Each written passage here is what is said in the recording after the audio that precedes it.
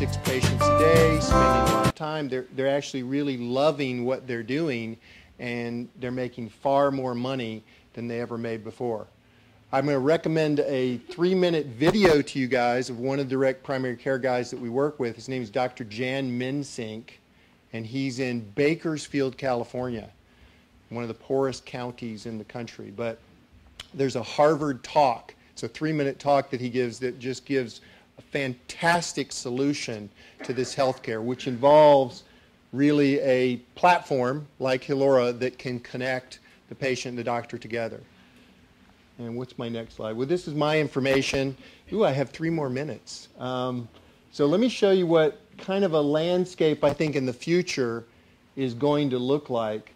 I think a lot of it, the primary driver is really going to be these self-funded employers, which is the majority of employers out there now are paying the cost of this health care. They're self-funded. So they're just really getting hammered on their costs. And so if you can get that self-funded employer aligned with a direct primary care doctor where that doctor's only charging, $79, $89, maybe $99 a month, depending on where he is, the patient gets unlimited doctor visits. And so when he comes in or she comes in to get whatever they need from a primary care perspective, they can come as many times as they want. The doctor's already paid because he or she has been paid that subscription price. I know there was one group in, I think it was Florida, that had a big sign in the window that says, pay $50 for a subscription and get free unlimited doctor visits. So it's kind of thinking, because we don't think of that way.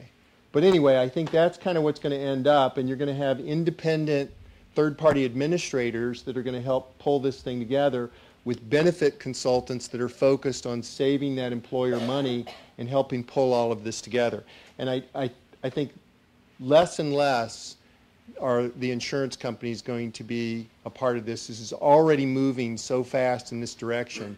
And just to give you kind of a quick idea, one of the direct primary care doctors was a neurologist, a neurosurgeon, and he's making more than double the amount of money now with his direct primary care practice. He retired from that, and having a blast. He actually loves his job. He loves seeing the patients. He's doing what he really loves to do, and he's making a ton more money with it. So it's a win-win for everybody, and the patients especially, because they get to see their doctor, and the doctor gets to actually go through all the pieces with him. Let's see what else I've got. Oh, this is our team. So you know about me. I've owned and exited a couple businesses. I have kind of a financial sales background, MBA at USC, which costs way too much money. Our CTO is Parshant Jain. He's unbelievable. He should actually be here because he founded recently an AI company called Simplify Reality, by the way. And he's helping us get customer service aligned properly because customers don't want to talk to anybody anymore. They want to call in or type in. They want to get to their information and get it done. And that's difficult to do in this space. But we're going to work on it, and over the next couple of years, we're going to get it done. My co-founder is Dr. Julian Henley. He's a double board certified surgeon. He was on Yale clinical staff. He studied engineering at MIT and physics and mathematics at Harvard, and he actually did a healthcare startup and exited back in 2012. It was called PriceDoc. But so he and I are the ones, sort of a patient and a doctor, trying to help doctors and patients change this crazy healthcare mess. This is a market just of what's going on out there in the market. I may need that for a question. But anyway, oops, 10 minutes. I'm done. Any questions? Was the unlimited visits to the PCP only, not the specialist? Yeah, only the direct primary care doctor, yeah. How much do you pay the PCPs? We don't pay them anything. Average? Most of the primary care guys, they're charging, it depends on the location they're in, but they're charging $79, $89, $99 per month per patient. So if you've got 1,000 patients and you're charging $89 a month per patient, I mean, that's a lot of money. It's a lot more than they're making working for Kaiser as a direct primary care guy or some local hospital where they're just getting killed. And they're, 1,000 patients, what is that up to? Math. it's about $1 million a year. Yeah. Just private care. Yeah, and think of the overhead to run a primary care office. I mean, it's, you know, they're making a lot of money, the ones that are doing it. That's the big thing. They only see about 5 or 6 patients a day, and so it leaves room for them to even treat maybe like a similar, like an urgent care thing. If a patient does, you know, fall and lacerate their arm or something, if it's between the hours they're open, 8 and 6 or whatever, they can come to the office and they can walk right in. There's no charge except for whatever materials or expendables are needed because the doctor's already paid for it.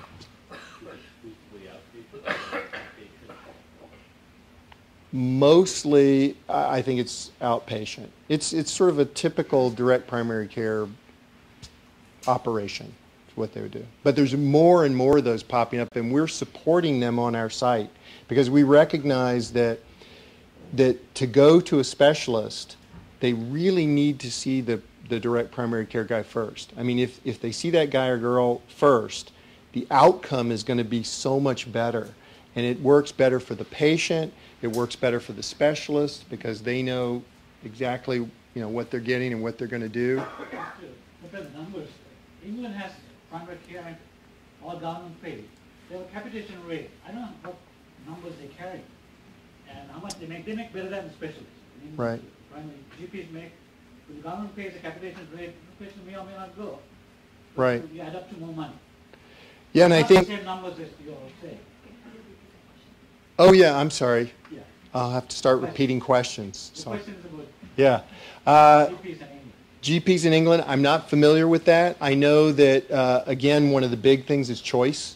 And that's why wherever we are in the world and whatever happens, this model of direct care is going to be the model. Even if we have like universal health care in England or even Canada, or well, I guess Canada puts some other stuff in there, but there's always a secondary market, so that people say, well, I can go to the free stuff, you know, I can do that if I want to wait or whatever their systems are, or if I have enough money, I can go see the private guy. I just have to pay. So, yes. I'll be the devil's advocate here. Okay. So what you're describing for primary care is capitation, which I think, from my understanding, ruined private practice in the Bay Area. I'm a permanent physician. My question to you is this LoRa model working in California? And if so, are these primary care doctors doing emails, you know, what, because primary care is, if you're actually doing primary care, it's not just for the patient coming in nowadays, it's also emails and video visits and telephone visits and several other things. Are they providing that comparable care as your physicians? Are they doing the same as?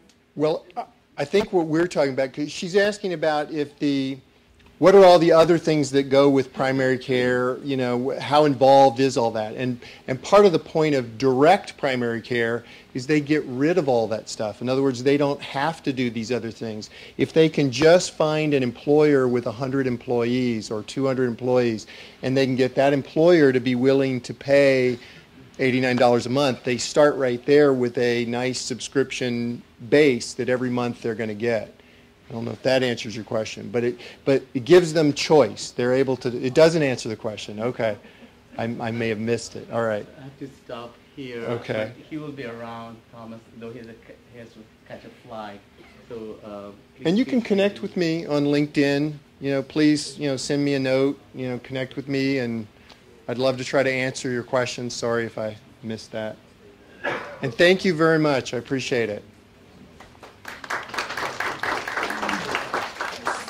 So, write it down. Okay.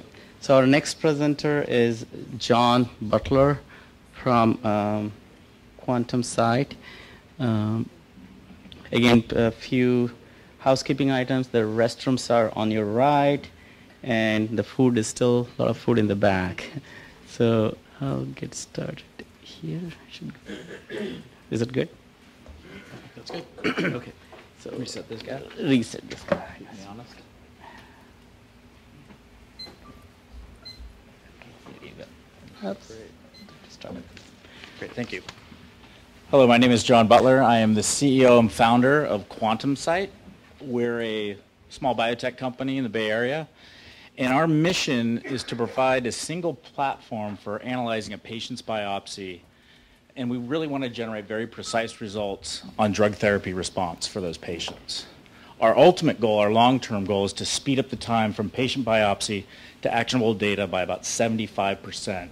And I'll show you some of the data or where we want to get eventually. So the reason I started this, it should say, why are we doing this? This is my wife, Stephanie. This picture was taken about 7 years ago. 11 years ago, she was diagnosed with late-stage metastatic carcinoid cancer. Primary in the small intestine, had metastasized to her liver. And at that time, I knew very little about cancer.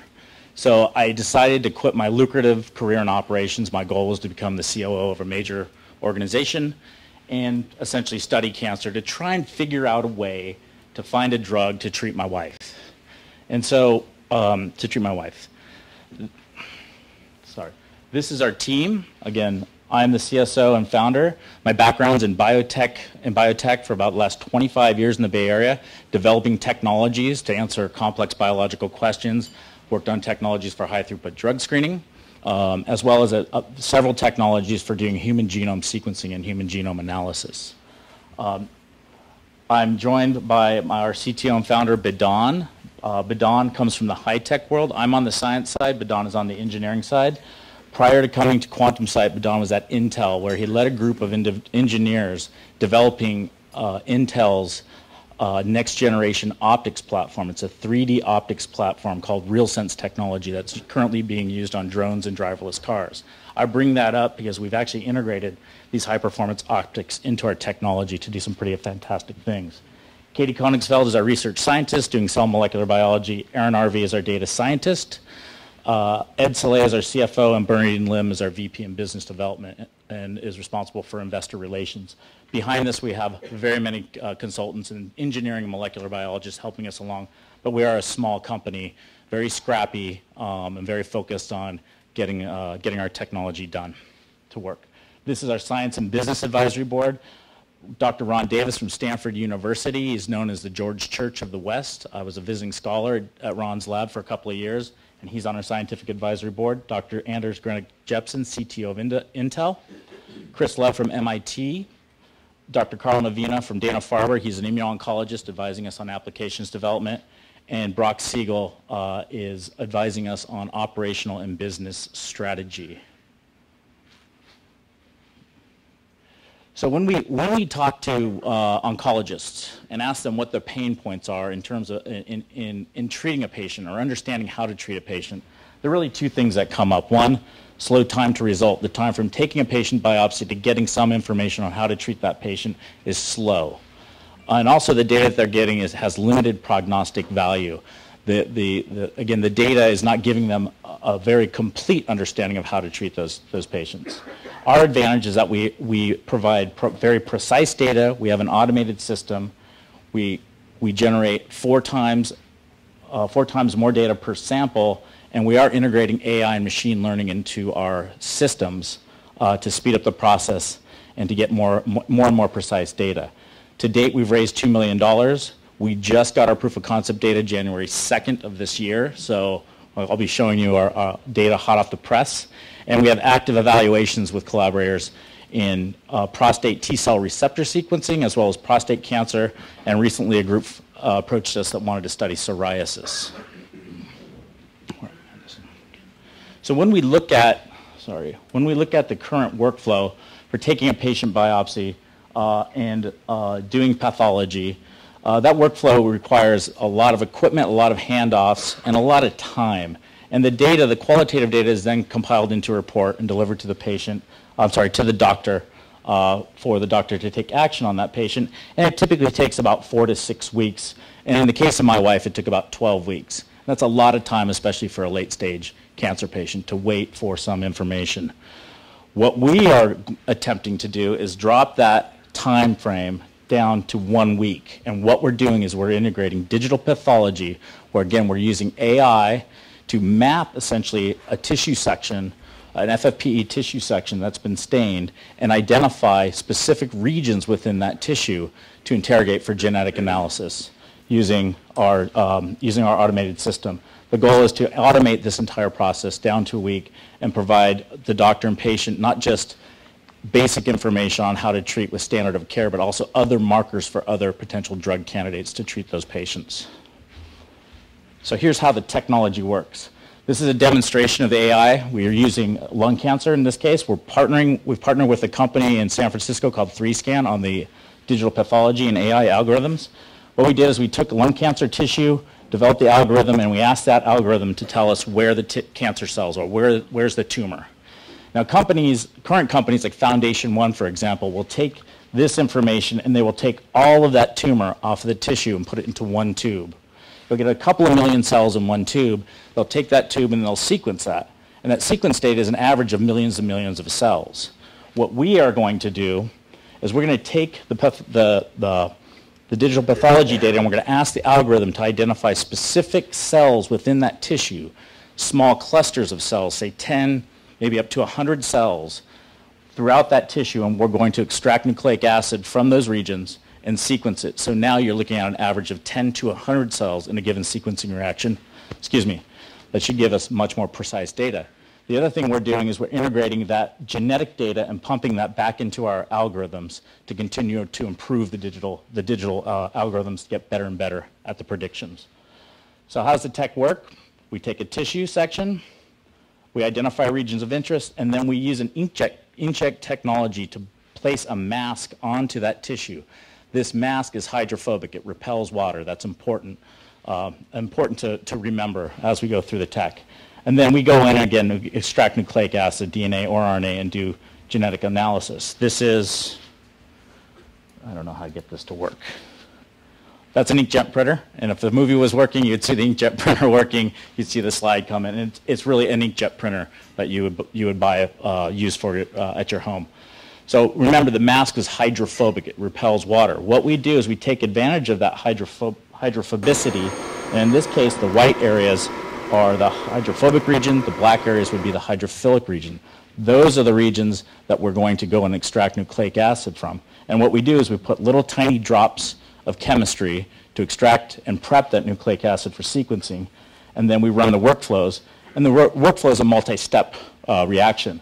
So to deliver reagents for the rest of the reaction, we take another one of these arrays, it's called a surface tension array, and we bring the two drops together. We call it a KISS transfer. And we can do thermal cycling and again prep in parallel directly on the tissue, and we barcode each region. We can pull all of that into a tube and sequence all of those regions of interest. It's an automated system. The other thing to understand is if we were using current workflows, it would cost us $24 to prep a single region of interest from a slide. In our system, we've dropped that cost down to fractions of a penny because the volumes we're using are sort of in the nanoliter range, and current workflows are using microliter quantities or microliter volumes.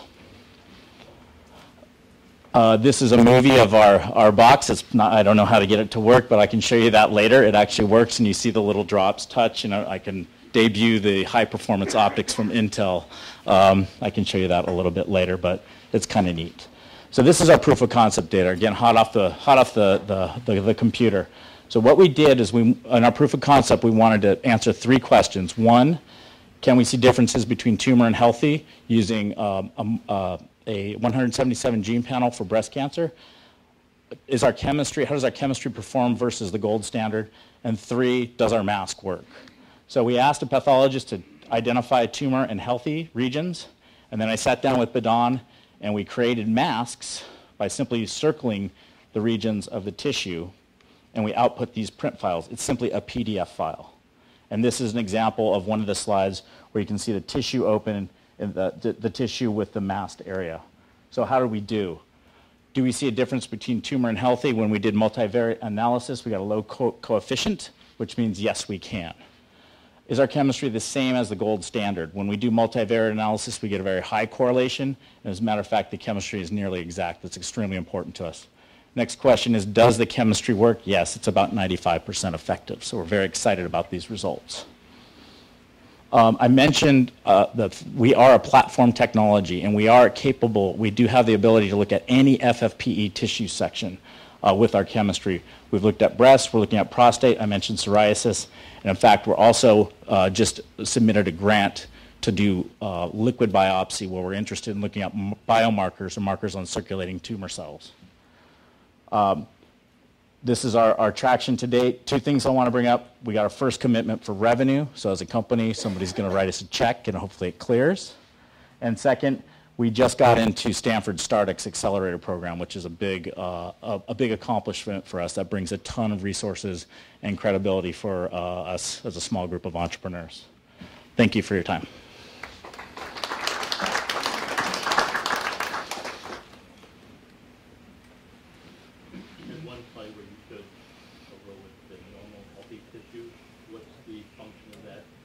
What's the function? Oh, the question was in the slide where you had a row of healthy, what's the function of that? Okay, so what we're doing in that case, in the experiment, we're masking off these different regions. So we look at the tissue on the screen and we circle, I want to extract nucleic acid from this region, right? And so in the experiment, we had two regions that were healthy, one region that was tumor and healthy, and one region that was just tumor. Right? And so we extracted, in this case, RNA, and then we analyzed both samples separately, and then we just compared the results. Yeah. So again, the goal of the proof of concept is, can we see spatial data? Can we resolve a spatial data, or can we see a difference? Healthy is going to be different than tumor. So we simply want to ask the question, when we look at this 177 gene panel, look at the expression of 177 genes, do we see different expression levels in the tissue? So very simple. Yes. What is our subscription price? Yes. So yes, we do have a subscription model. It's a recurring revenue model, and that's still something we're considering and thinking about. What I showed you is new data, and as a matter of fact, Bidan and I started working on this particular tissue application about a year ago. We went head down into the lab for a year to see if we could accomplish this. But I would say, if you know, it's hard for me to tell. We throw numbers around based on comps for doing biomarker analysis, which is, for biomarker analysis, a comp comparison is $5,000 per test, but it's not. That's for a totally different application, right? So I can get you some more information on that, but it's going to be a lot less than 5,000. I shouldn't have said that number. So forget I said 5,000.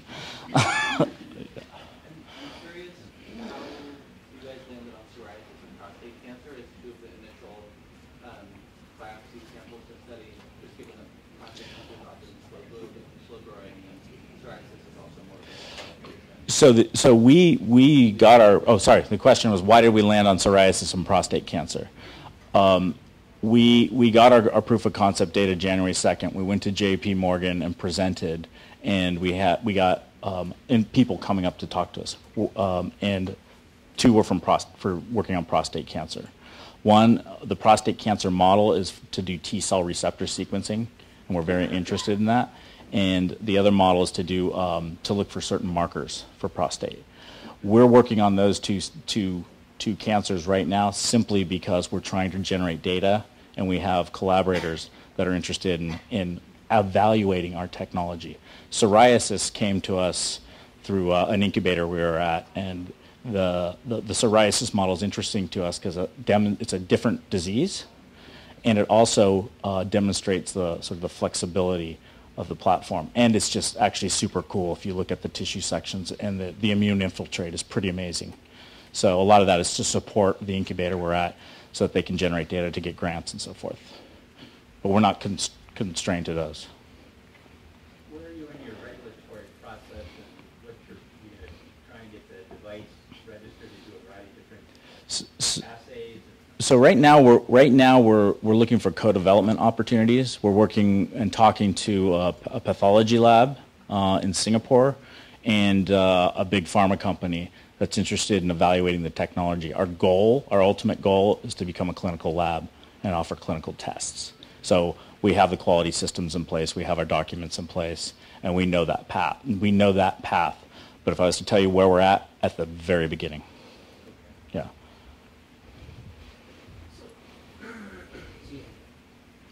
So either the tumor is homogeneous or it's not, and it seems to me that I'm not sure that I understood why you felt it was better to have 10 or 100 cells as opposed to 1 million cells. Because if it's not a homogeneous tumor, you only take 10 or 100 cells, you may get a misrepresentation. Yeah, we're looking at multiple, not just 10 on one tissue section. We're looking at 10, so imagine looking at 50 regions of 10 cells in the same tumor, right? And we're able to sequence those. Yes, instead of again, scraping all of the material into a tube. Okay, great. Thank you very much. So, our next presenter is Rachna Damija from Egenta. And while I'm pulling her slides, may I ask how many non-physicians are in the room? Okay, great. And how many non-Kaiser physicians are here? Okay, rest of them are Kaiser physicians. We don't care. They have a lot of time to come here. So how many Kaiser physicians? Okay. So I'm a non-Kaiser physician, and Yuli is a Kaiser physician, and that's how we balance it out. So here is Rachna. Okay. Okay, please go ahead. And your time starts now. Can I just press this one? Yeah. Okay. All right. Hello, everyone. I'm Rachna Damija. I'm the CEO of Egenta. Egenta is based in San Francisco, and we're applying AI technology that my co-founder, Martin, who's here tonight, developed at NASA for remotely monitoring astronauts in space, and we're allowing this to let health providers monitor patients from home at scale. And Egenta, by the way, means agent. It's a slang Bengali term for agent, and I'll tell you why in a second. Okay, so I know that everyone in this room is really familiar with the problem that we're tackling here. You know that there's 100 million patients with multiple chronic conditions in the US today, and you know the cost to the health system. So this is Leo. He's a patient with heart failure, multiple chronic conditions. You know that he has a high chance of being readmitted to the hospital. He's in and out of the hospital at a very high cost every time he's readmitted. And this is Adele. She's a heart failure nurse that we're working with at Kaiser, who's one of our customers. And her problem, you're probably also familiar with, is that she has to manage more than 1,000 patients like Leo. She doesn't have any data on her patients once they leave the clinic, and her population is growing. She has a very small team and has to figure out how to manage these people. And the tools that she has access today just simply don't work. They generate a lot of data. They ask patients to self-report symptoms, or they're first-generation remote monitoring systems that some of you may have used that allow you to create crude alerts or crude rules on data, which generates a lot of false positives and false negatives. So what we're doing is taking technology that Martin Searhouse developed at NASA, which is an intelligent agent software. So an intelligent agent is an autonomous software program that's continuously monitoring the astronaut, or now in our case, the patients, and providing real-time advice and support, both to the clinicians and to the patient. So you can see an example here where the astronaut can ask his agent that's running on his spacesuit, what do I have to do next, how am I doing, and it will give him real-time feedback and advice to eat or to move on to his next task, depending on conditions that are being monitored. So to give you a little bit more of an idea of how this works at NASA, the system is running 24/7 in NASA's mission control. There is an intelligent agent devoted to each astronaut. This agent is collecting data from the space station, collecting data from the astronaut's spacesuit, and it continuously monitors that data. It's aware of the astronaut's EVA plan. This is the plan that the astronauts work, to do outside of the space station. And it's aware of all the health and activity and training data from the astronaut. And so what it's doing is continuously predicting models, for example, predicting the astronaut's metabolic rate, giving those predictive analytics to the different roles in mission control, the flight surgeon who's the astronaut's doctor, And every person on the care team and the astronaut themselves can interact with this agent as if he were a human to get real-time advice. So we're often asked the question, okay, what does this agent do? So I'll just spend a little bit more time to give you an intuition on this. So intelligent agents always work the same way. They essentially sense from their environment. So in this case, sensing the sensor data.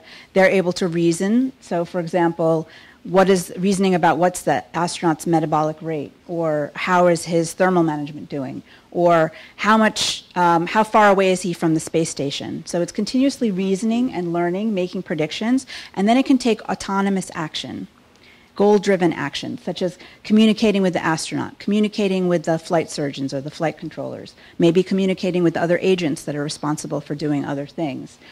You can ask the agent questions, and it'll give real-time advice, and it can also generate alerts when it senses that things are going badly or there's a condition that somebody needs to be notified about. So today we're doing the same thing. We have moved this system to the cloud, and we can't ask our patients to wear spacesuits. If we could, it would be a lot easier. But what we do is we provide our patients with a kit of off-the-shelf wearable and wireless devices that continually report data to us from their homes. We combine this with EMR data, so we're collecting structured and unstructured data from the EMR, your notes that you leave on your patients from your encounter notes, labs, discharges, what have you. We gather that information. And so now the agent is making a continual prediction, and these predictions are, is the patient following their care plan? Do we sense that the patient is deteriorating, either in short term or long term? Do we predict that an upcoming critical event is going to happen, such as a hospitalization? And we learn from the actual outcomes data in the EMR, and our system improves over time. So the predictions get better and better, and we develop essentially an individual machine learning model for each patient.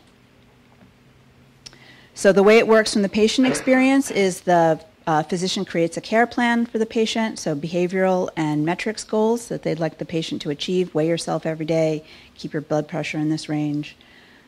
We integrate with a variety of off-the-shelf devices that you're all familiar with. And then we can interact with the patient through mobile apps or even through voice-based apps like Amazon Alexa and Google Home. So the patient can say, how am I doing? And we can give little nudges and support to say, give them feedback to help encourage them to follow their care plan. You can ask your agent for predictions. How is my weight doing? When will I achieve my weight goal? How is my A1C doing? And we're making these predictions and learning over time. And not only can you ask about yourself, but you can also monitor your loved ones and ask about your family or perhaps your patients. And I'm using this system with my mother today, so I know where she is, how she's doing, and she can monitor me in the same way for whatever I choose to share with her. She shares more than me than I share with her, but okay. And then from the clinician's point of view, instead of overwhelming the clinicians with a lot of data and a lot of alerts, we use algorithms to give them a risk stratified view of their patient population. So they come into work, they know which patients they need to focus on, who's deteriorating the most rapidly, and then the patient can intervene. They leave notes in the system, and we learn from that. So we've proven that our system works. We've conducted trials with Kaiser Permanente, monitoring heart failure patients, where each patient was monitored for 6 to 18 months.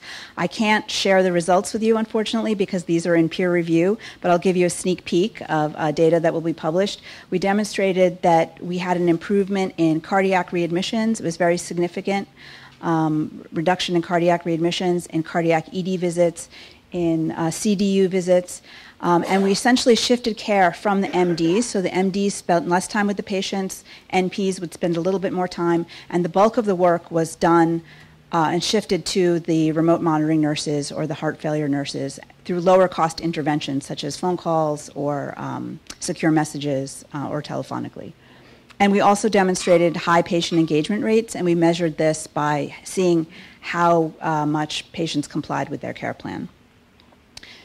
We also completed a second study here in Northern California where we monitored women with high-risk pregnancies, high BMI women, monitored them the same way using the same devices, and we demonstrated, again, a significant reduction in adverse perinatal outcomes. So women on our platform compared to the control group had less gestational diabetes, less preterm births, and less C-sections. And this trial will be expanding to be 1,000 patients starting in a couple of months.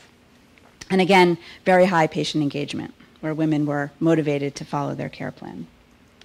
So the timing couldn't be better because, as you probably know, Medicare just announced that they will be reimbursing health providers for remote monitoring.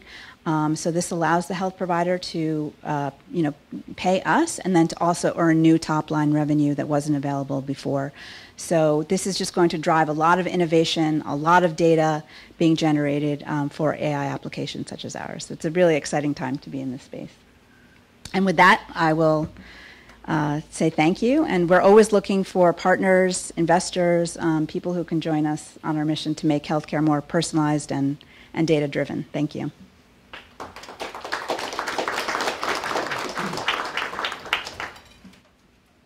On the slide, under the NASA, there was CO2 and O2, and I'm wondering how is that being monitored remotely, and if so, can you share with us how that's being done? So the question was about what was monitored at NASA, CO2 and O2. We're not able to monitor that from our patients today, but that is something that, and you can talk to my co-founder Martin afterwards. We collected all of that information from the spacesuit. Just to follow up on Yep. that, how are you then inferring metabolic rate? The question is, how are we inferring metabolic rate? And again, I will answer that offline. Yeah, so we're not inferring metabolic rate for patients at home. Right. If you can't, but in the spacesuit you can. That's why you should all say to your patients, wear a spacesuit. Not necessarily. Next question. This is really cool and interesting. It seems like it's like almost like a artificial health coach in a lot of ways. And I'm interested in the data that you talked about. I'm just curious if you guys are publishing or planning to publish. Yes, it's been submitted for publication, and it's being reviewed both internally and peer-reviewed. And I'm happy to get permission to share more data with you. How would this work in a setting where a patient has multiple providers that are looking to coordinate their data? I see how it works easily with Kaiser, which is a closed loop, but what if a patient has a general practitioner, cardiologist, et cetera, how do you work in that diverse network EHR systems? Yeah, the question is, how do we work in diverse networks with multiple providers and different types of EHR systems? And you're correct. The reason Kaiser is a great testing ground for this is because everything is well coordinated. We are starting to work in other health systems today where we're finding that this type of a system can be the point of coordination, for example, between a hospital and multiple providers. But we're early in our journey, and this is, there's a lot of room to help coordinate. It is a big problem. I'm curious what disease spaces you anticipate going in. There's some, depending on the cost and the invasiveness or the monitoring restrictions, you got to have some expected return on investment for the monitoring effort, and some anticipation of improving outcomes. Right. So what diseases? The question is what diseases are we focusing on and why, and what are our future plans? The reason we started with high-risk pregnancies and with heart failure was because our customer Kaiser and many other customers face high costs with these populations, and we are driven by that and where there is reimbursement available. So you'll see that this is why people are choosing to focus on these populations. So where there is reimbursement today are patients who have multiple chronic conditions, and then it differs in capitated and ACO networks, what the populations may be. But we are being approached for diabetes, a whole host of chronic conditions where, especially where behavioral change is an important component. They're all good candidates for remote monitoring. I'd love to hear any more ideas you have after this. Sorry, you said that the software has its roots at NASA. Who owns the IP? The question is, who owns the IP? So Egenta, our company, owns a patent which we're licensing to NASA, and in exchange, NASA is licensing us the copyright for the software. We've also filed additional patents. So, single astronaut is being looked at by 100 people in NASA. Here, ratio reversed. Right. So if you get an adverse physiologic signal, now you're generating so much data, whose liability then it becomes to act on that adverse signal? So the question is liability. It's a good question. It's a legal question. It's something that we address. So we do not make, and it's also a regulatory question with the FDA, for example. We don't make any diagnosis. We are not instructing the physician. The way you can think about us is more of a clinical decision support tool where we're providing data to the, data that's not available today to the clinician, and they are the ones who are making the intervention, and they're the ones that take the action.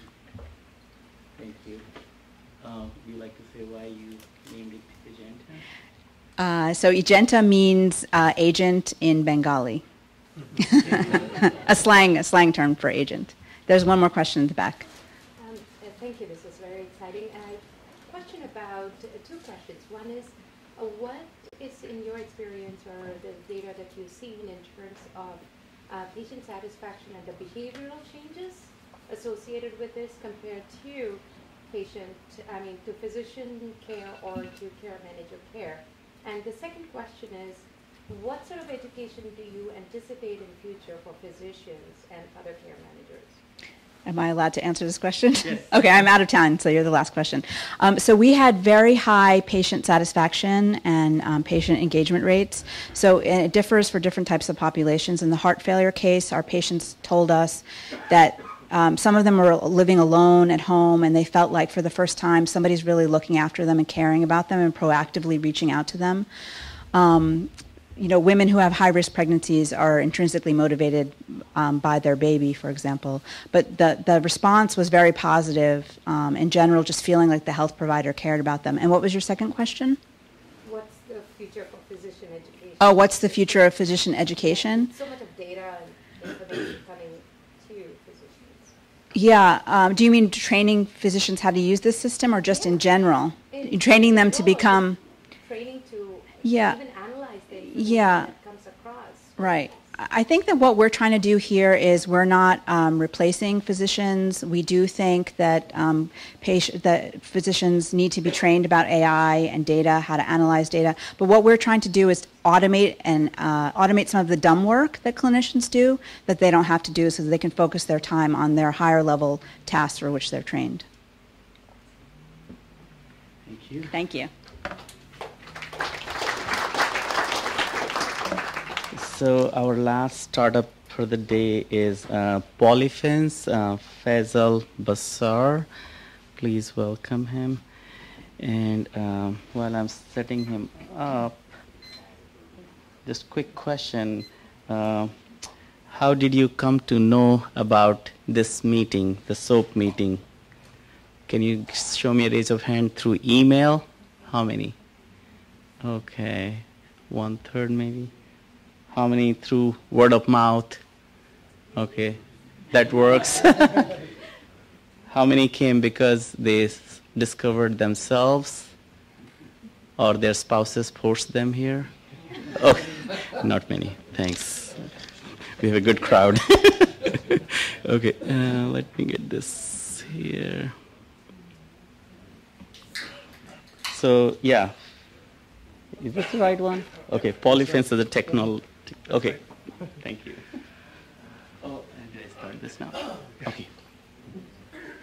Hi, I'm Faisal. I'm the CEO and co-founder of Polyfins Technology. I'm here to talk about our product, T-Bot. Meet Jeff. Jeff is like any one of us. He wakes up a day and he finds a sudden rash on his skin. What does he do? What are his options? If he wants to see a doctor, a dermatologist, the typical wait time to see a dermatologist on average in the US is 32 days. We have 13,000 dermatologists, around 13,000 dermatologists in the US. What Jeff actually needs is he needs a tool using which he can do an instant analysis of his problem, learn more about what he might actually have. It's better than searching for Google. Okay, I hope this is better. So Jeff, what he would do today is probably search on Google and find incorrect information. What we want him to do is find more accurate information about the actual problem which he has, and then decide, should he take time off and visit a doctor, take the appointment, and especially if it is on a child, it becomes very difficult whether you take time off or you wait, and you can risk, it can worsen and so on. So enter TBOT. TBOT is, it can be used, it's a tool which can be used on any device. It starts, the user starts by taking a picture of the skin problem, answering a few questions pertaining to the actual problem he or she has, and then get a final prediction of the probable skin condition which they might have. So TBOT uses deep learning and machine learning to come up with its predictions. It covers 90% of common skin problems. It has been validated clinically with 85% accuracy. And it is a patient decision support tool. So it's in line with FDA. We are very clear, we do not provide a diagnosis. If you see the result, we give them probabilities of the 3 conditions which they might have. So the goal of TBOT is to be better than searching on Google and finding incorrect information. TBOT, the overall goal for TBOT is to be a complete skincare management system. It starts off with self-triaging. The journey of a patient, especially when it relates to dermatology, it starts with someone trying to find out what their problem might be. So that's where we want to come in the picture. The second part is a confirmation by a doctor, where the doctor actually diagnoses and provides the diagnosis and a care plan. From that point, we monitor and manage the progression of the disease, and then we also get into preventive care. One of the first things when it comes to management, we are launching an eczema app. So this is in line with the management, disease management, which the previous company talked about, but we are very focused on skin-related conditions. So with eczema, a doctor will prescribe you a personalized care regimen, and our AI will be used to track the progression of eczema. As you know, eczema is a chronic disease. There's no cure for eczema as such. It needs to be managed. A lot of children, 7% of population in the US suffer from eczema, and it's more prevalent in kids and children, and it needs to be managed.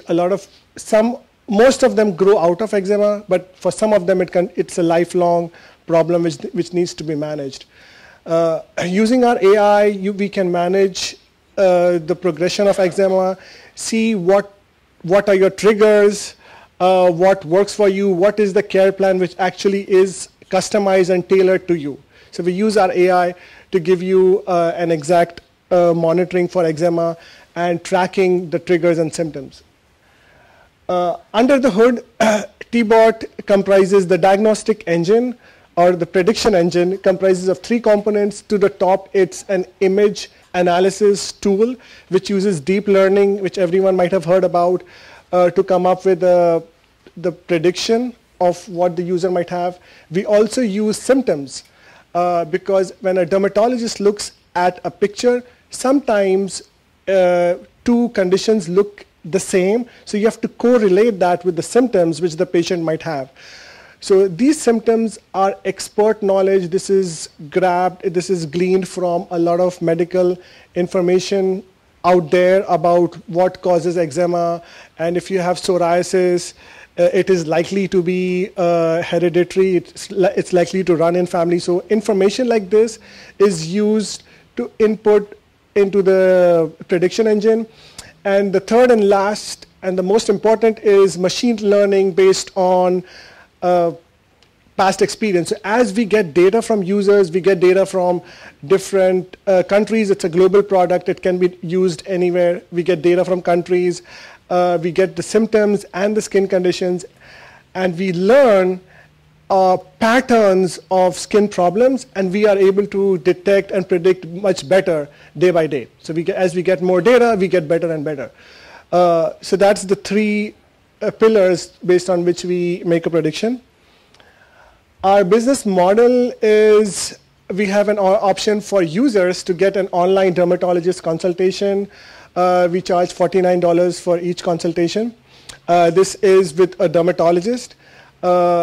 Second is a skin disease management. We plan to that has not been released yet. We plan to release for $20 a month. And third is partnering with online pharmacies for when people decide to purchase from within the app. Our market size, US teledermatology market is $1.2 billion. And surprisingly, when it comes to telehealth, dermatology makes a large chunk of telehealth. It's around between 30 to 40% of all telehealth visits. It's dermatology related because it is very easy to diagnose a skin problem online. The global skincare market is a huge market of $10 billion.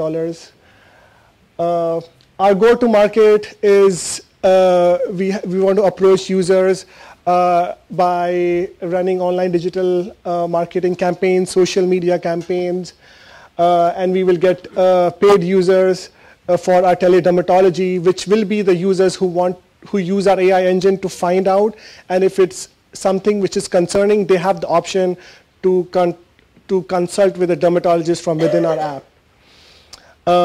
We also have partnerships with Walgreens in the US for medicines which they can buy online from our app.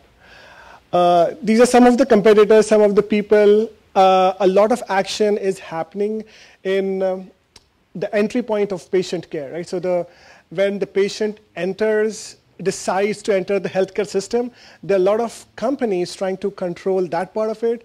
98.6 is a provider which gives chat-based live support. There are a few AI companies which provide diagnosis for all skin conditions, but T-Bot is very particularly focused only on skin. And we use diagnostic engine, and we also have skin management, which is going to come soon. This is a team. It's me. I have a background in technology. Shahid, who's my co-founder and who's here in this room today, we know each other for the past 20 years, and we had a previous startup which we successfully exited before. Mark is a chief medical officer. He's a certified dermatologist, licensed to practice in 25 states in the US, and a lot of telehealth experience, which actually helps. Our product is available on Android and iPhone Play stores and app stores. It can also be used without downloading any app. Any one of you can try the app. We launched in 2018. We've worked with a lot of companies. We have 25,000 downloads so far. We did a campaign where we used our app in a refugee camp in Bangladesh, where it was used by dermatologists to expedite the evaluation of patients. We also did a case study where we compared our predictions with those of doctors in rural areas in India, and we found that we perform much better than those doctors who are misdiagnosing patients in rural and semi-urban areas. These are our financials. We've already launched, we will be launching the doctor consultation in the US, just working out a few legal aspects. We will be launching the disease management app mid this year, and we plan to be profitable by the end of this year.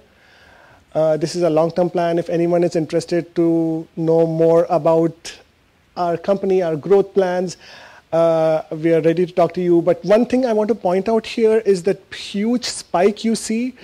This is where we are expecting that our AI would have learned so much that we can provide a lot more care by AI and not having to go to a doctor so often, right? When we start managing our users' skin problems, especially when it's eczema and psoriasis, chronic problems, we can provide them a complete package, including doctor consultation, and just with proactively monitoring and using AI, we can get better and more efficient, and that's why you see a spike in our revenue. The doctors are still there.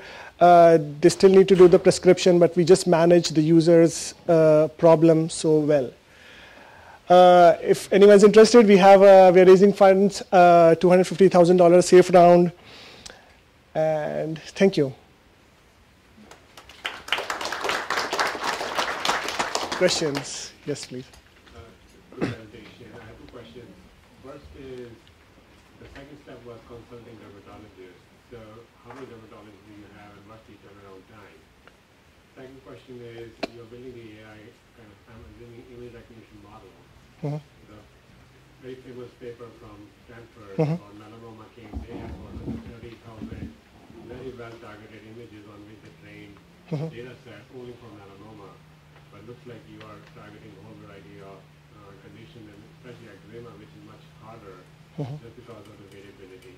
So how do you plan to go with that? Okay, so the first question is when we say telehealth, how many doctors we have? So we have launched this globally. We have some doctors in India who work with the Indian patients and in Asian region. Obviously, the US patients will be treated by US doctors. We have 2 dermatologists on board. We work in a model called store and forward, which is not live. The user submits a case. The dermatologist will review it offline and provide feedback, and the user and the prescription and so on. And we are looking for dermatologists to join our board if anyone is interested.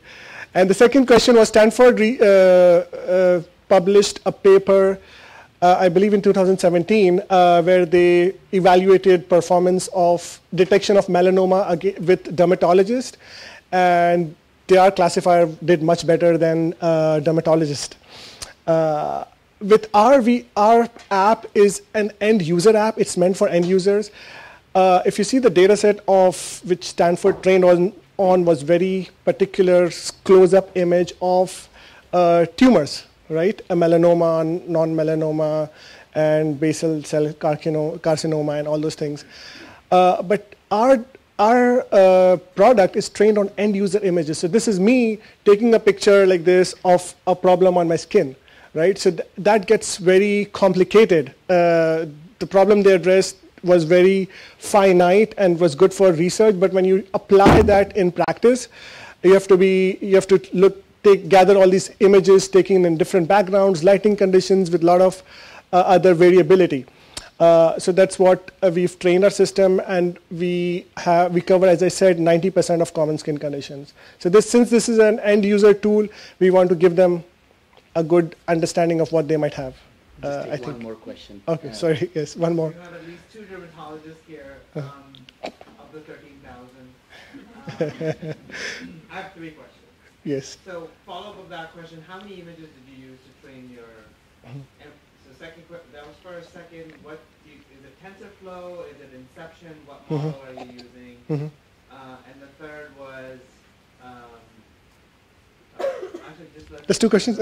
So this is a very good question about the data. We have trained on 100,000 images, and this is very important. These images has been collected by us clinically. A large portion, not all of it, a large portion has been collected by us in outpatient clinics. So this is regular, not images from the web or from libraries, online libraries. This has been collected, end user pictures, which has been labeled by dermatologists. And this gives us the advantage because, as you know, in AI, data is one of the most important piece. The technology we use TensorFlow, which is actually a library, and the model we use is Inception. Yeah. So remember my third question. I don't know. Has this been run through? What does the output look like for you? Because I've done TensorFlow actually with images from Google. Actually, me and my son, who's a 17-year-old, over the weekend built something like this, and that's why I'm so interested. It gives us top diagnosis, 98% chance, right? I'll tell you that. how many differential, are you giving a differential diagnosis? Yeah, we give 3. If you see one of the pictures, the top 3 is what we provide. And again, it's, you can just download images from the internet, Google images, and run a model. But to apply this in practice and, as you know, as a dermatologist, correlate that with symptoms, that is the most important piece. And then having the data of so many users, we have 25,000 downloads so far, and we have around 15,000 people who have used our app. So we have a lot of data about people. Obviously, we are HIPAA compliant. Our entire architecture is HIPAA, and we're GDPR compliant. You can go and delete your data, and it's gone. But the models which we train on is very valuable. So that's what helps us. Okay. Thank you. Thank you so much. Any other dermatologist in the room? Okay. Do you have any question? No, I think 2 things. One, the images are really, really important for AI, but I think the quality of the dermatologist, because when you do AI, you're teaching initially the computer before it starts learning. So I think you need a group of maybe more than 2 or 3 dermatologists. That's a good question. And I think at Stanford, they have a strong group where they were able to concur. That's right. Otherwise, because I've seen things on the web for like acne and so forth, and it's not, it doesn't really. That's one of the problems we're trying to solve. If you search Google, you will find a lot of incorrect information. With AI, but it's the strength of the doctors who build it, Exactly. and the images. Yeah. That's it. Thank you. Why did you call it T-bot? It stands for a trained eye bot. So that's T-bot. Okay. Yeah. So now the time for our keynote presentation by Dr. Yuli Chattipalli. How will AI change healthcare? Yuli Chattipalli is a physician, researcher, author, and an innovator. He's passionate about delivering AI-based solutions to the physician to improve patient outcomes. As the Chief Technology Officer of Crest Network, which is basically a Kaiser-based network, he designed, developed, and implemented a region-wise clinical decision support platform, and that delivers real-time predictive analytics and is a point of care. He received the Pioneer Award for the innovation from Kaiser Permanente. He also received the Morris F. Colin Award for his research from the Permanente Medical Group. He's the author of recently released book, Punish the Machine. We have a book released today, and the promise of AI in healthcare. So welcome, Dr. Yuli Chattipalli. One quick question. What do you think why I said what I said just now? Option A, Dr. Yuli Chattipalli, chairman of SOAP. I'm the vice president, so he monitors me. Option B, he's my neighbor. Option C, he's a wonderful person. Option D, all of the above. Thank you.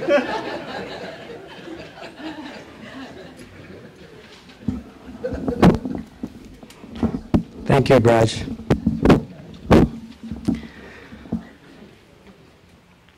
So it so happened that this month I released my book, and this is the first month where we wanted to do a SOAP meeting on this side of the bay. So we usually meet in San Mateo because we belong to the San Mateo County Medical Association. So thank you very much for coming. My name is Yuli Chattipalli, and here are some things I do. By the way, as of January 31st, I retired from Kaiser. I'm an emergency physician. Thank you. Yes, I survived. Kaiser is a great program for physicians, so I really loved it. I also teach medical students at UCSF, and I run the Society of Physician Entrepreneurs in the Bay Area. What I'm going to talk about is all about what I think is the right thing. It doesn't represent any organization. Okay, so the first quote. 50% of what we do in U.S. clinical practice is unnecessary, ineffective, and sometimes dangerous. And that's just my statement. And some of you are looking at that number and they are saying, shaking their head. There's no way that is true.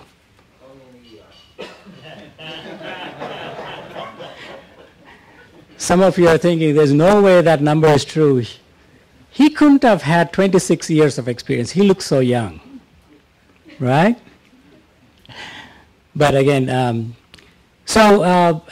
with my work at Kaiser, I've been an emergency physician for about 26 years, and for the last 10 years, I also am the co-founder of a research group called CREST Network.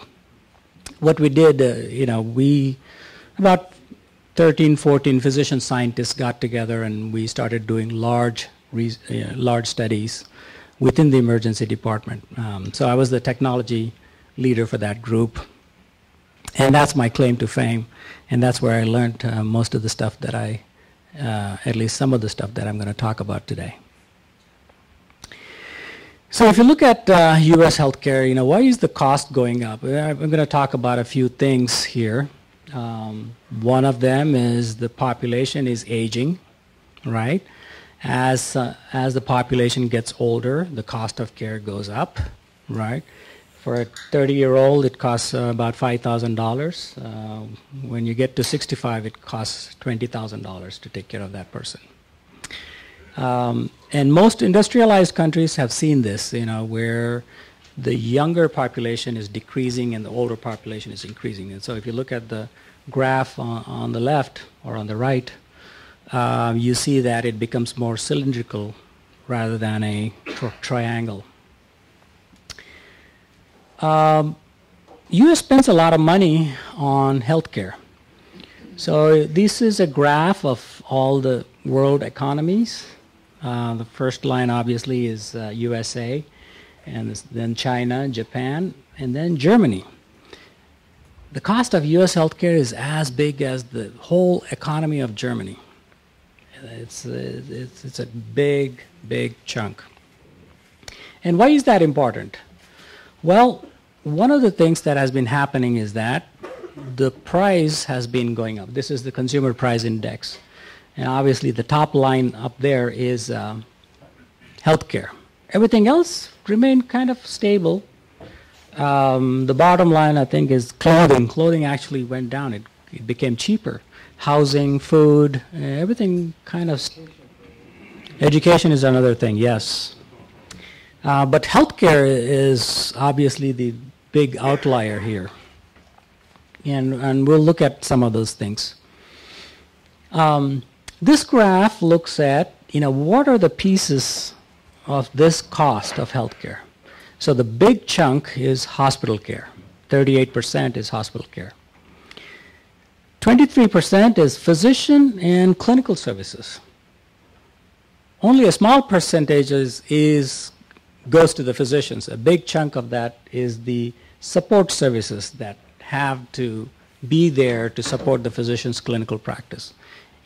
Tom talked about that, what all this other stuff that has to be done to support the physicians. So those are the big chunks. We'll come back and see why that's a problem. You would think, we are spending so much money, so our performance should be great. But we are very low on performance and pretty high on spending when you compare it with other developed countries. It's not that we lack knowledge. We do a lot of clinical studies, and the number of studies keeps going up and up. The most important reason why we use electronic health records now, or why physicians are being forced to use electronic health records, is these three reasons. The first reason is reimbursement. We want to bill the insurance companies, right? So we have to capture that data to be able to show to the insurance company why we need to get paid for this service. Regulatory agencies, they are looking at very closely on how medicine is practiced, how things are done, and so you have to check a lot of boxes for that. And the third big reason is that there's a big pressure on physicians to document, mainly for medical legal reasons. So just imagine, if we just take these three things off, well, clinical practice actually can be fun. But the EMR, EHR companies are mostly focused on this, and that's the reason why it has become such a big pain for the physicians.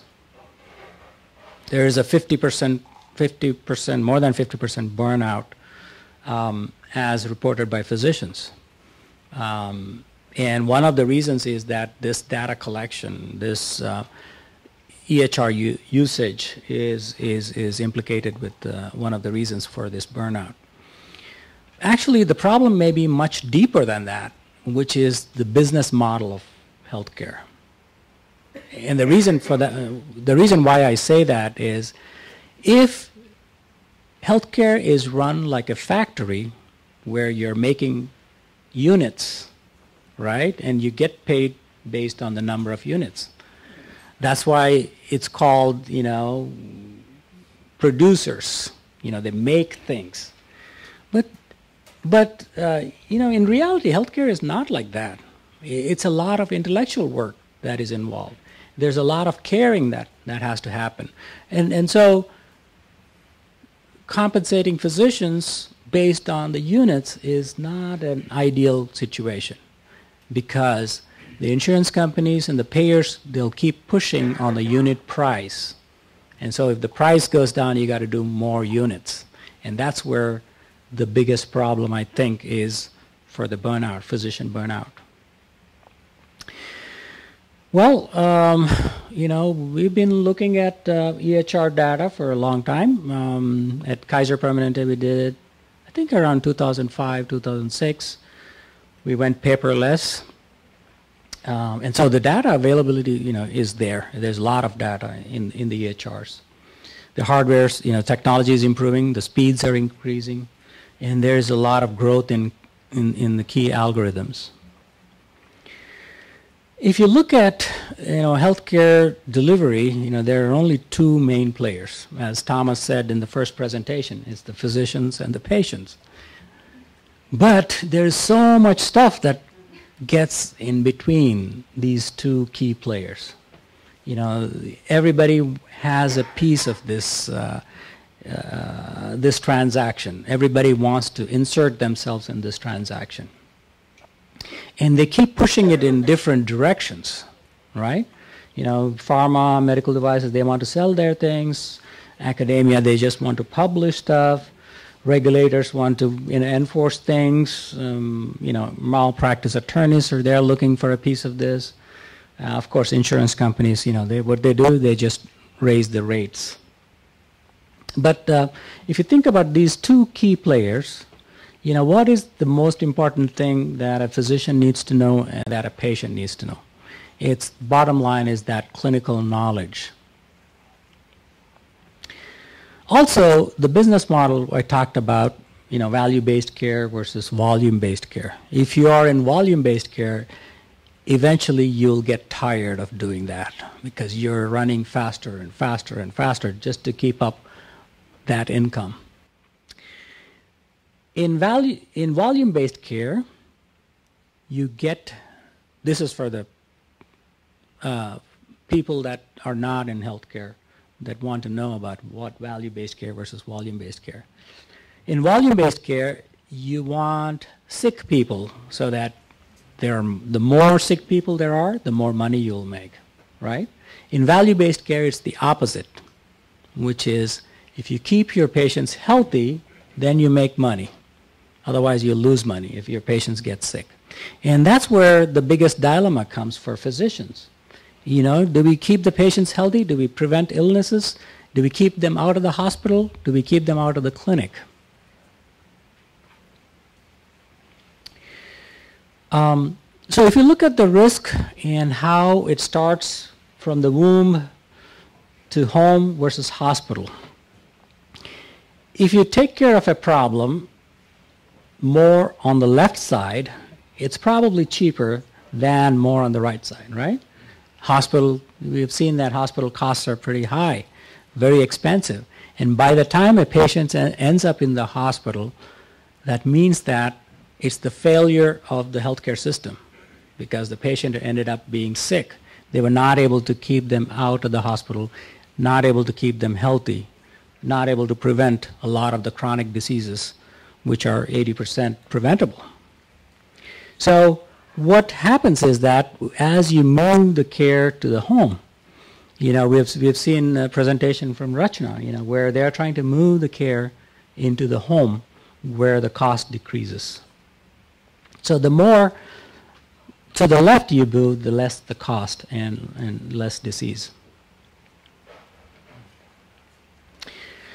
Another big change is happening, and that is, you know, how data science is informing the research. The scientific method is, you know, you have a research question, so you go and collect a sample of patient data, and then you analyze it, and then you come up with an answer. And you can use that answer to apply to the bigger population, and then you have a solution. But now that we have a lot of data on all of these patients, you know, in Kaiser we can study 11 million patients. This whole data, all you have to do is come up with a question, and there is enough technology to find that answer. Isn't that great? I mean, we never had this situation ever in the history of humankind.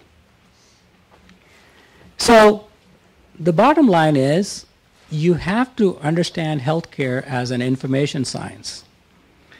The sooner you realize that, you know, the more lives we can save, the more costs we can bring down. So normally it takes, they say it takes 18 years for knowledge to come back and to be used in practice.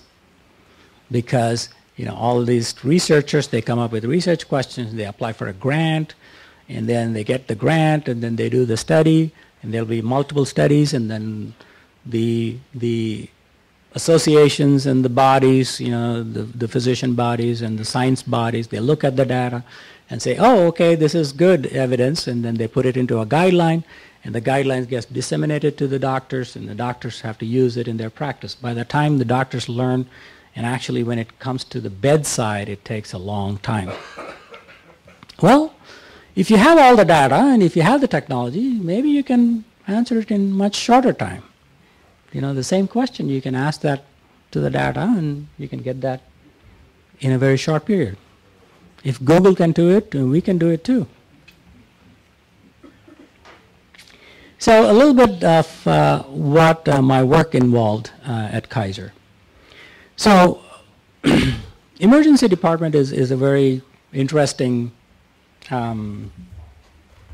space. It is right in the middle of outpatient and inpatient. So it becomes a gateway. It also has a lot of input from the community, the fire department, the ambulances, you know, the nursing homes, the clinics, the urgent cares. And then on the other side, you have the hospital, you have the operating room, you have the ICUs, you have all these procedure specialists that you're dealing with. So it is right in the middle of the healthcare transaction. You see patients from all kinds of, with all kinds of diseases, right? Starting with colds, you know, maybe a little nick here, to all the way to heart attacks, pulmonary embolism, you know, strokes. People die, right? So you have a full range of disease processes happening. So one of the things that we started doing was, okay, we have all this electronic health record data for the past, we started in 2010. So we had at least 5 years worth of data on all our patients, right? So what are the things we are seeing? You know, how do you describe, you know, what are the various entities that we are seeing? So that was our first question. And so that is called descriptive analytics. So you can look at the data from the past and figure that out. But then more interesting things happen, which is, can you predict what's going to happen to this patient? If you're seeing a patient with chest pain, can you predict if this is going to end up as a heart attack? Well, in fact, we can. How did we do that? We looked at 100,000 patients with chest pains that come through our departments. By the way, we see about more than 1 million patients a year coming through our 21 emergency departments, and they're all on one system. And so you can go back a couple of years and you can collect a lot of data on these patients and look at the variables in their history, in their medications, in their past encounters, in their past tests. What kind of symptoms do they come in with? You know, do they have shortness of breath? Do they have sweating? Is the pain on the right side or the left side? You can look at the vital signs when they are taken in the emergency department, compare it with the previous vital signs. So there's a lot of data that you can use and then come up with a prediction. So we can say, let's say a patient walks in and the physician clicks a button inside of EHR. It's called our platform opens up within the EHR. It already pulled all the data from that patient's record that is relevant for that condition. And it walks them through a couple of screens where the physician has to enter data. How does the patient look? Is the patient sweating? Is the patient short of breath? Is the patient, you know, how bad is the pain on a scale of 1 to 10? So the physician has to enter some data. And then within less than 30 seconds, they get the answer. And the answer is, what are the chances of this person having a heart attack in the next 7 days? So it can say, well, 0.3% or 25%. So immediately a light goes on, right? Oh, this patient is high risk. Oh, he didn't look like high risk. He looks very healthy. But based on the past history, based on the presentation, based on all that, the machine is telling us that this person is a high-risk patient. If it is a low-risk patient, well, that's well and good, because then the physician doesn't have to worry too much about that patient. So that's the next step, right? And then the third step is prescriptive analytics. You know, how, based on this risk score, based on these risk factors, what should the physician do? So we give them A, B, and C. You know, you can run this test, watch the patient for another 2 hours and repeat this test. Or we'll say, keep the patient in the hospital, or call the cardiologist, or don't do anything, just send the patient home. So like that, we developed these modules for various disease conditions. So the first one we tested was pediatric head injury, whether to do a CT scan or not. You know, CT scan is bad for children because, you know, they are at higher risk for cancer in later life if you keep doing a lot of CTs for these head bumps that they have. So how do you know which kid is at higher risk where a CT scan is necessary? We did a study on pulmonary embolism where you have a clot in the lung and sometimes patients die. Well, 95, 96% of these patients were admitted to the hospital. They stay in the hospital for 2 days and then they go home. Most of them are fine. But how do you identify the patients that are at low risk where you don't need to put them in the hospital, where you can start them on outpatient treatment? As you know, a hospital admission can cost anywhere from $10,000 to $30,000. So each time the physician makes a decision like that, this tool helps them in the risk assessment and also gives them a prescription, which is send them home or keep them in the hospital or run a test. And so we have built those modules on this platform, and that's my claim to fame. That's how I kind of understood, oh, okay, this is easily doable. And now slowly we started using machine learning, NLP, artificial intelligence is here, as you have seen some of these presentations today. wow, imagine what you can do with that. A lot of the analytic burden on the physicians will be decreased. Our emergency physicians love this system. You know why? Because they don't have to worry at night if they have sent a patient home or if they unnecessarily admitted the patient and then they do procedures on them, right? Once you admit the patient or once you do testing, there'll be follow-on testing, there'll be follow-on procedures. So there's a long pathway where a lot of unnecessary stuff is done on patients. So the cost comes down. And we've done this as a clinical trial. So 10 facilities had this tool available. The other 11 did not have. And so we studied them for 1 year, at more than 1,000 patients in pulmonary embolism. And what we found was that where this tool was available, it doubled the outpatient treatment rates in those 10 facilities, where compared to the controls. And so there's an immediate 500% return on investment within the first year. Imagine what can be done if you implement that kind of a system for other high-cost, high-risk conditions. So that's how it looks. You get all these data sources. You have an engine, and this engine can be anything. It can be a simple analytic engine. You can put machine learning, AI, and then you create modules. We have different modules for different diseases, and then it goes into the clinical decision support, and which gives the physician immediate feedback at the point of care in real time. So each time they go, as new data enters the system, they get the more accurate risk prediction. And we won an award for this. So Pablo said, computers are useless. They can only give you answers. So who's going to ask the questions?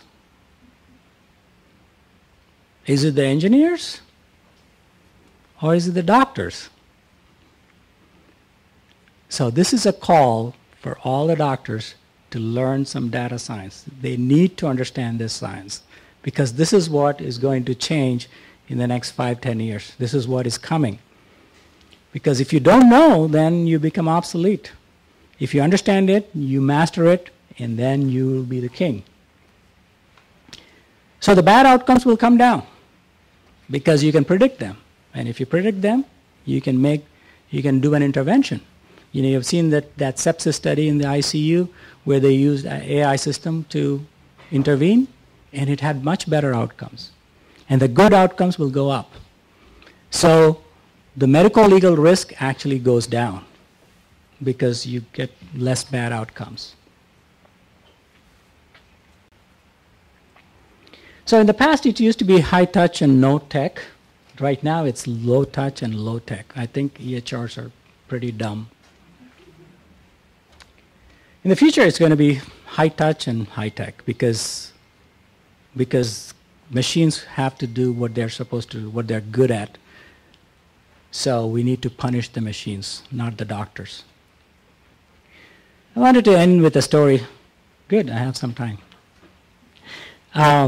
There was a small village in, I guess, about 1,000 years ago. And it had a king, and there were farmers living very peacefully, enjoying their lives. They are hard workers, peace-loving people. There was a dragon that lived outside the village. It was a tiny dragon, but it would come into the village at nighttime and eat the chicken. And while eating, it won't just eat the chicken. It is this fire-spitting dragon, right? Stuff catches fire. And then it goes away, and then the farmers wake up, and then their chicken are gone, or things are gone. So they came up with a great idea. They said, let's give the dragon the chicken, put it outside the village so that it doesn't have to come inside. So they took their chicken, tied it to a tree right near the swamp where the dragon lives. So the dragon is happy. It doesn't have to go look for the chicken, right? It ate and ate and ate. every day. He's getting good meal. And then they ran out of chicken. So they said, okay, let's put our sheep, goats. They ran out of goats. The dragon started becoming bigger and bigger. And then they put cows. They ran out of cows. Well, they're only left with people, and so they decided, we'll give our children to the dragon. And so they would do a lottery and pick a name, and then that kid has to go there. Eventually they ran out of children. Now it's the king's turn, because he had a daughter, and it was his daughter's turn to go there because there were no more children. So the king was really sad because he loved his daughter, his only daughter. She's a young preteen. He said, well, if anybody can kill the dragon, I'll give my daughter in marriage and half my kingdom. So one shepherd boy who lives outside of town in a neighboring village, he heard about this and he said, I'll kill the dragon. And so he took a rope, he took the king's daughter, he tied her right there near the swamp. He took another rope, made a noose, and he waited for the dragon to come out because he knows how to handle cattle and sheep, right? So he threw this noose around the dragon's mouth and shut it. And then the dragon cannot spit fire anymore. It can't breathe. And so he dragged it down into the village and he killed it in front of everybody. And the king was happy.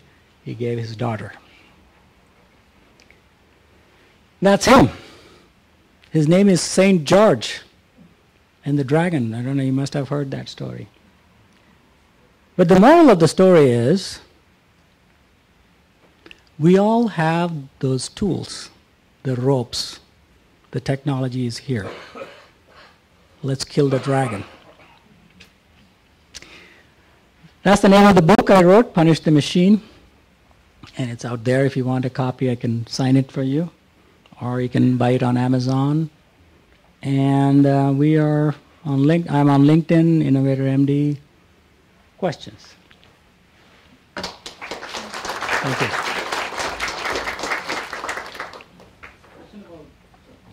Okay. One of the flaw I see in the argument is aggregate versus quantity. Yes. You study public health in medical school, vaccination and the environment and all these factors. You take cardiac, everyone throws the cardiac heart pain as a cause that we all will challenge. Birmingham study was just factor analytics to see why affluence causes heart disease. You just take a very narrow point of view, and there's a globe of disease. Yes. Bill Gates is trying to destroy malaria in Africa. Yes. Just the opposite spectrum. And he's also targeting the same kind of intelligent analytics through the mosquito. He's going to take down the mosquito so it doesn't reproduce. Yeah, but that's the broadest spectrum that you're reading, but you're making it all into one linear data analytic argument. Data. You put garbage in, you get garbage out. But we have enough data now. That's the beauty of today's system, is that we have enough data. The question is, whether if you always had the data, but we did not always have the data. That's the difference. Right. Now, through an individual physician, over the course of 40 years or whatever, you become training for those data points that comes through.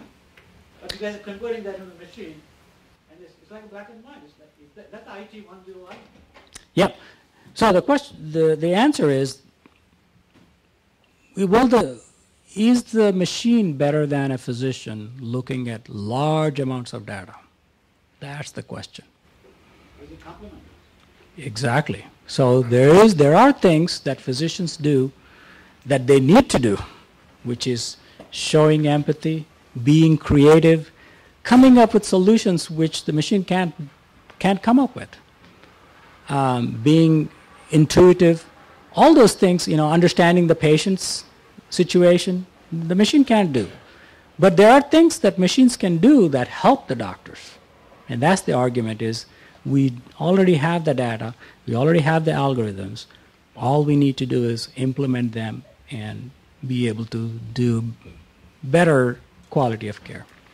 Maybe the title should be partnering with the machine. My question is primary care, smoking.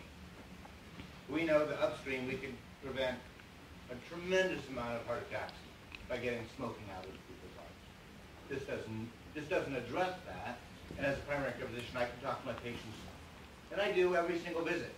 But how do we connect, and this is the question, how do we connect back to public health, and where do you see the power there?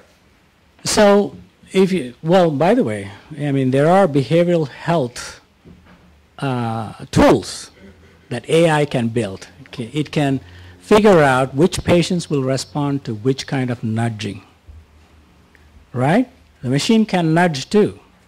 Well, that's what my phone does every time it blinks. So yes, there is technology there, and it's going to get better. But smoking is just one piece. But there's a ton of other things. Okay, which hypertension drug works better in which patient? That kind of data. I would love to have that. When I suggest, okay, this drug is not working, so what is ideal for this kind of patient? That's a simple thing, and you can increase the number of people with controlled blood pressures, and that improves the outcomes. Yes? So I have a question about the clinical trial you ran, 10 with the AI, 11 without, increase the number of outpatient treatment. Outpatients. What discharges? What was the delta in the, let's say, the analytics, diagnostics? What changed the procedures, and were there any adverse events associated with inappropriate discharges versus patients that stayed in? I'm kind of curious to know, did it improve outcomes? Yeah. So before the trial, in the control group, the discharge rate was about 7%. We increased it to 15%. There were no adverse outcomes. There were no readmissions. There were no deaths. And the data is published. By the way, this group, in the last 10 years, we published about 100 papers. So there's a lot of information, new information, that is going to change practice. Yes? How do you see the EHR, and I guess my question is, I know at Kaiser, Epic and all of your systems, what sort of hurdles do you think you guys have had to jump through? Do you think Kaiser would ever build its own EHR? What do you think the EHR of your ideal system 20 years from now will look like? So, great question. How will the EHR look like 20 years from now?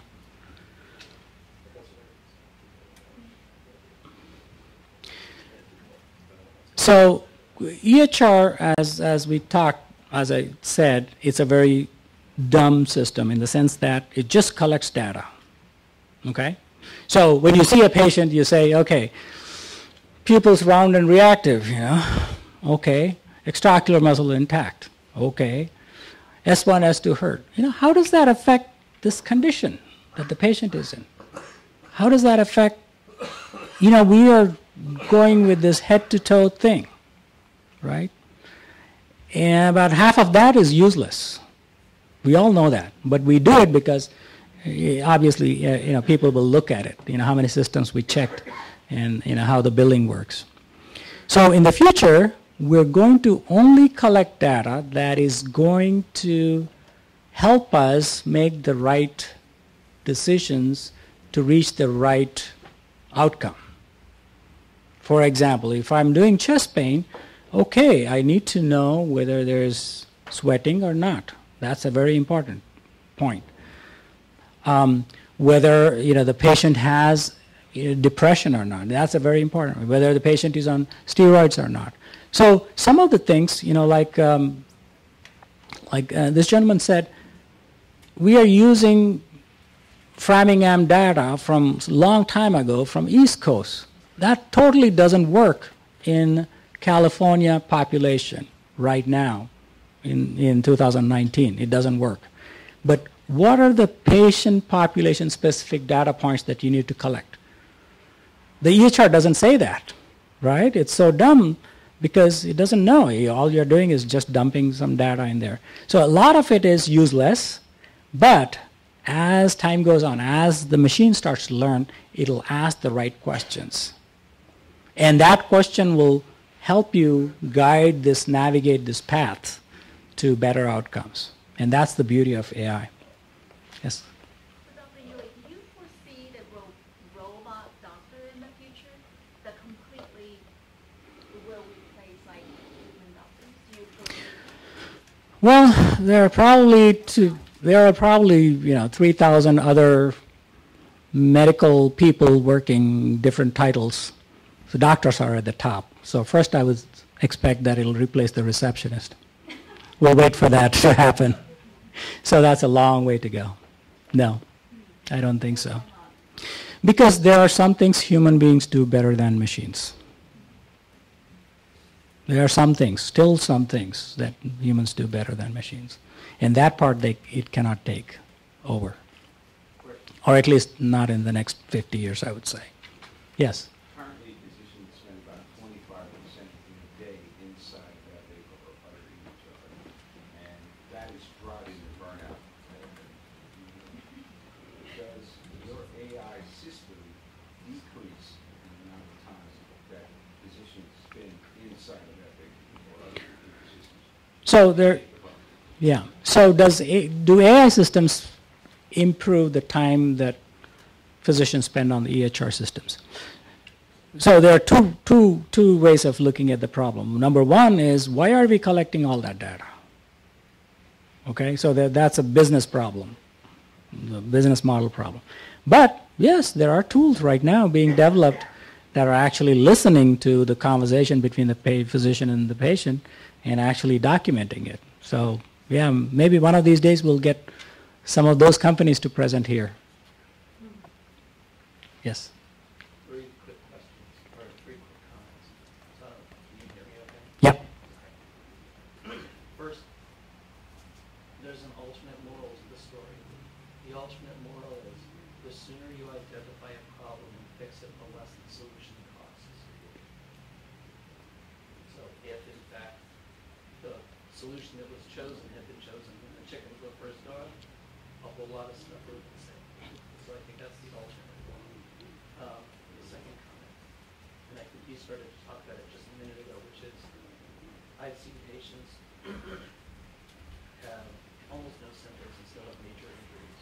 I saw one who was just tripped on a curb and ended up with a ruptured spleen, and you would never have guessed it unless you got the CT scan. Like those kinds of outliers will not show up with AI, right? And so that's part of the reason why physicians will never go with. You need clinical judgment. A good clinician at the bed can tell there's a problem even before any conversation. That's true. And then third, one of the things you didn't talk about was third-party payment in terms of the challenges in our healthcare system, cost, and why our health system costs the most in the world, and yet we still have the worst outcomes in the developed nations. So part of that is third-party payment has an impact, and the other piece that goes along with third-party payment is the lack of healthcare transparency. So even if people have high deductibles, and this was talked about in the first presentation. Yeah.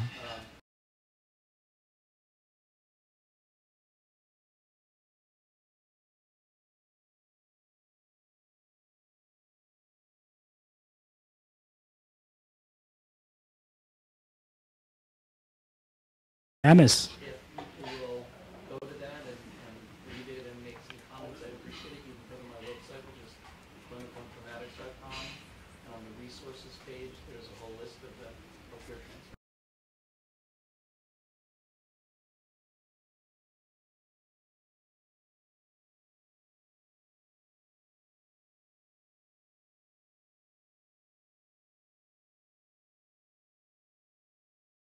Mechanisms and I mean AI is deep learning is better at looking at things, hearing things, all of those sorts of things.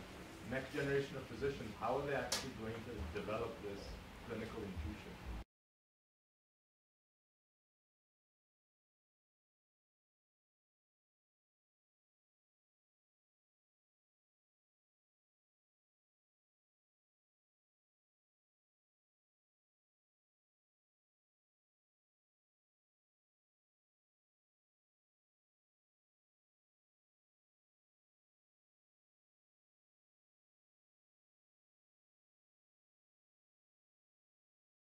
because they have to understand how exactly this works and how they can make it better. So the next generation of doctors have to know a lot more technology than the current generation of doctors like me.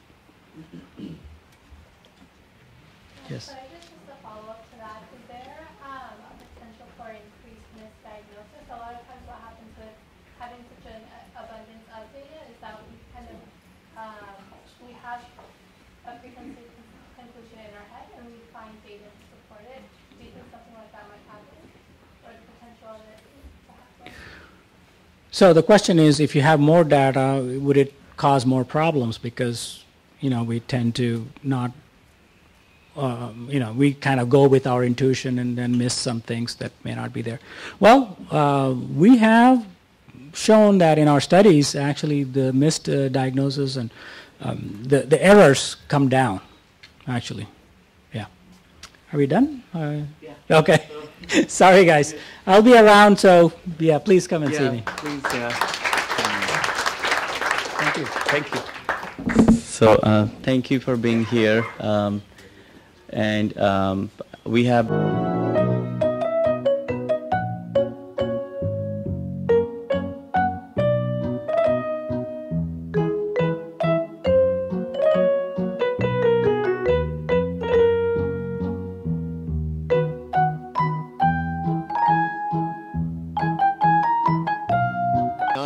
lives, and they're seeing like 5, 6 patients a day, spending a lot of time.